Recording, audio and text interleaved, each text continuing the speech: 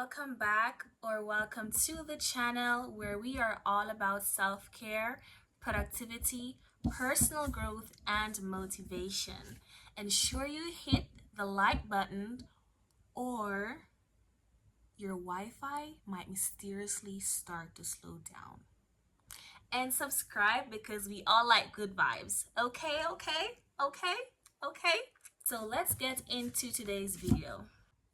I find that in improving yourself, the first thing you want to do is to adjust your mindset. And to do that, I realized that reading books is the best way to reach that phase. So today I'm going to share with you my 5 books that I bought from Amazon that helped me with my mindset. So the first book that I'm showing you today is the Motivation Manifesto, and this is by Brendon Burchard. I'm not sure if I'm pronouncing that right, but there it is right there. So the Motivation Manifesto is a poetic and powerful call to reclaim our lives and find our own personal freedom. It's a triumphant work that transcends the title, lifting the reader from mere motivation into a soaring, purposeful, and meaningful life. So I have actually not read this book yet, but I am hoping to read it soon. So the 9 declarations that I'm seeing here are: the first one, we shall meet life with full presence and power. I like the sound of that actually. We shall reclaim our agenda. We shall defeat our demons. We shall advance with abandon. We shall practice joy and gratitude. That is very, very important. We shall not break integrity. We shall amplify love. We shall inspire greatness. We shall slow time. So far, I am really loving this book and I'm really motivated to see what it entails and see how it can help me become a better person. The next book that I am reading is The 4 Agreements, and this is by Don Miguel Ruiz. So I've always been hearing about this book and how it can help you to change your perspective and outlook on life. So let me just read what this book is about. So in The 4 Agreements, Don Miguel Ruiz reveals the source of self-limiting beliefs that rob us of joy and create needless suffering. Based on ancient Toltec wisdom, the 4 Agreements offer a powerful code of conduct that can rapidly transform our lives to a new experience of freedom, true happiness, and love. Okay. Liking it so far. So these are the 4 agreements, just a quick run through of this book. Be impeccable with your word. Speak with integrity. Say only what you mean. Avoid using the word to speak against yourself or gossip about others. Use the power of your word in the direction of truth and love. So far, both books are talking about integrity. The next of the 4 agreements is don't take anything personally. Like, I have a problem with that because I've been known to take stuff personally.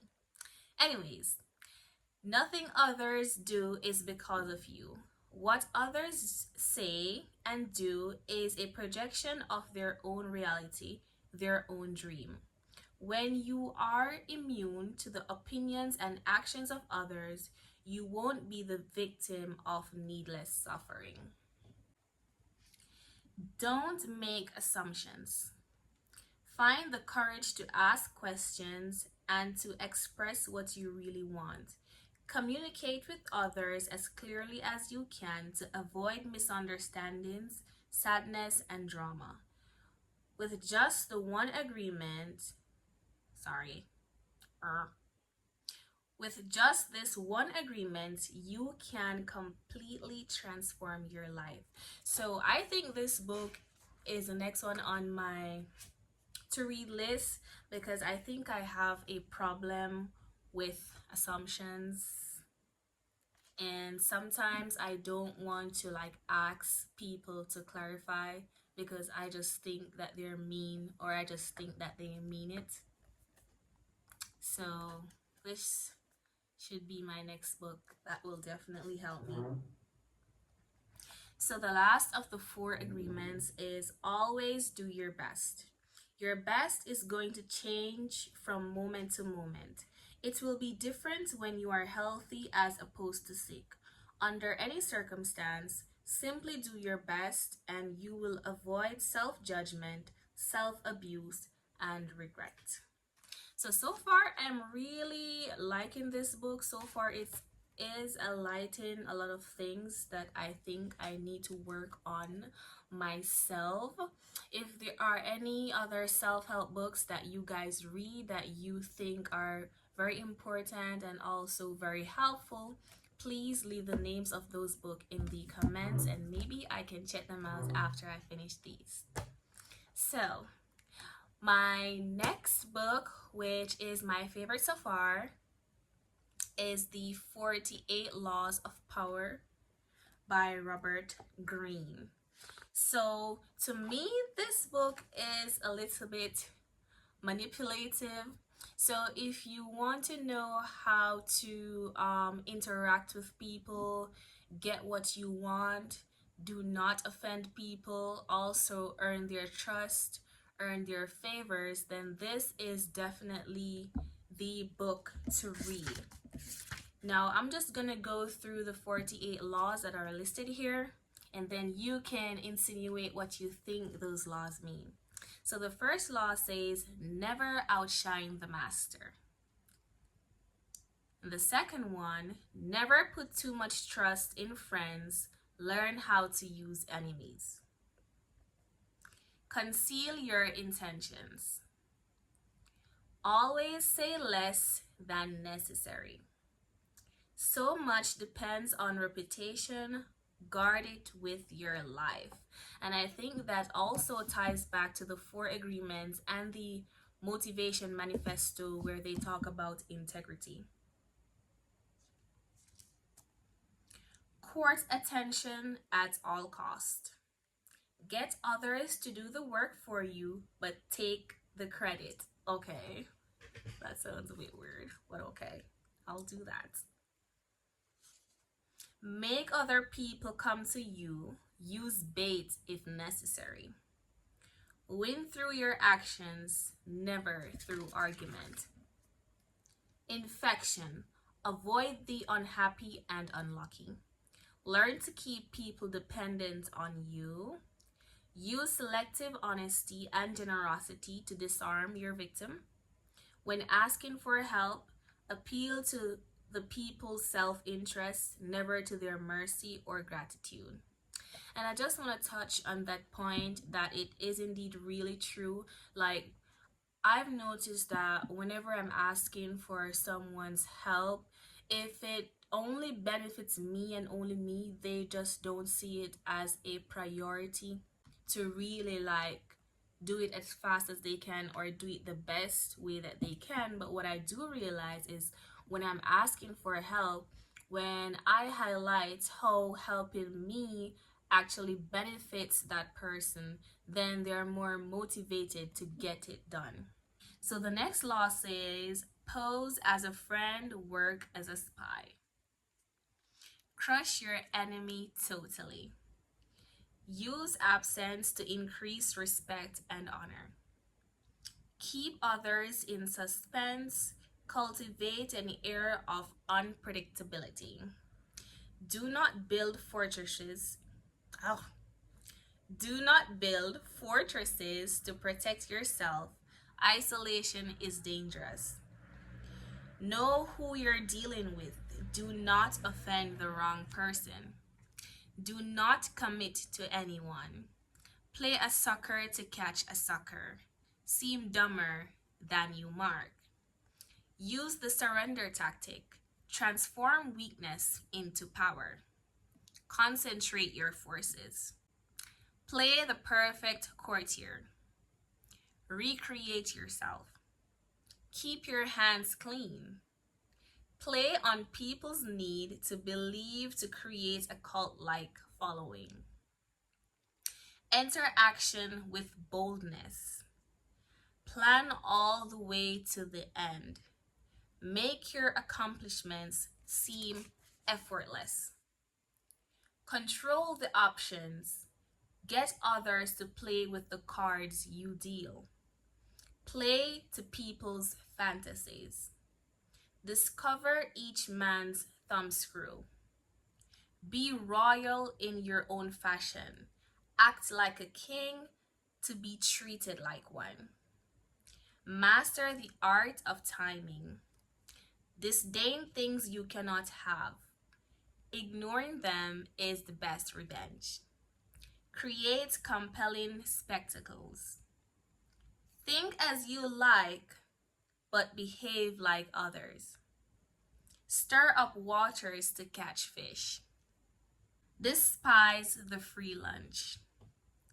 Avoid stepping into a great man's shoes.